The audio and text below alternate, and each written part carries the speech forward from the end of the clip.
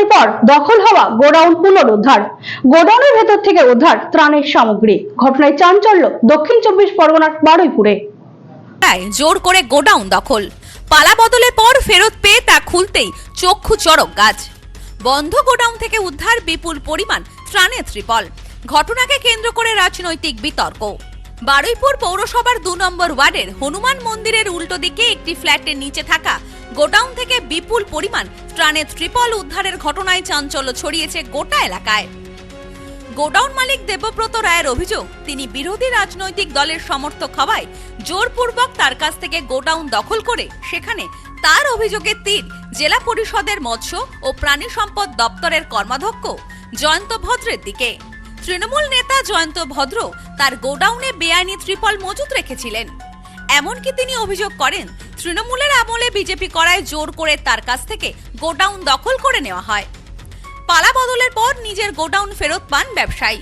তার দাবি, গোডাউন খুলতেই দেখা যায় ভেতরে ত্রিপলের পাহাড়। 21 সালের পরে থেকে, 21 সালের আগে তো দখল করে রেখেছিল, 21 সালের পরে থেকে আমাকে ব্যবসাও করতে দেয়নি।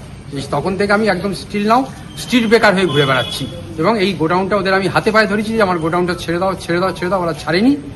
আজকে তার পরিণামই আপনারা দেখতে পাচ্ছেন, গোডাউনটা কি করে রেখেছে। কাদের উপর মূলত অভিযোগ করছেন? এরা জয়ন্ত ভদ্র, তাপস ভদ্র, এরাই জোর করে রেখেছিল। এরা ব্যবহার করতো, ওদের ইচ্ছা মতো আসতো, খুলতো। এতে আরো অনেক কিছুই ছিল, টোটো ছিল, ভ্যান ছিল, চাল ছিল, সব রাখতো। দেবব্রত রায় বিষয়টি বিজেপির প্রাক্তন মণ্ডল সভাপতিকে জানালে তিনি অন্যান্য বিজেপি কর্মীদের নিয়ে ঘটনাস্থলে পৌঁছান। অভিযোগ, সেখানে বিপুল পরিমাণ ত্রাণের ত্রিপল দেখতে পাওয়া যায়।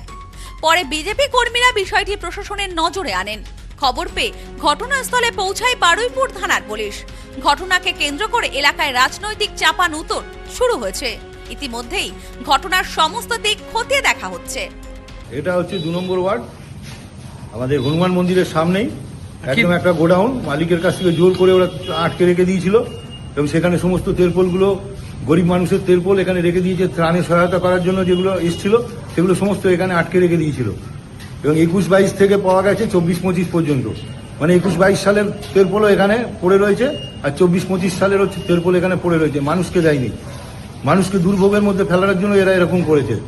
ব্যুরো রিপোর্ট, নিউজ নোম্যান্সল্যান্ড, দক্ষিণ 24 পরগনা।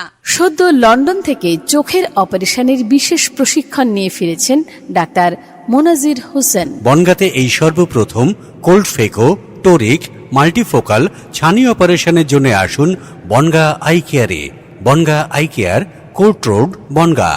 ফোন 704446538887।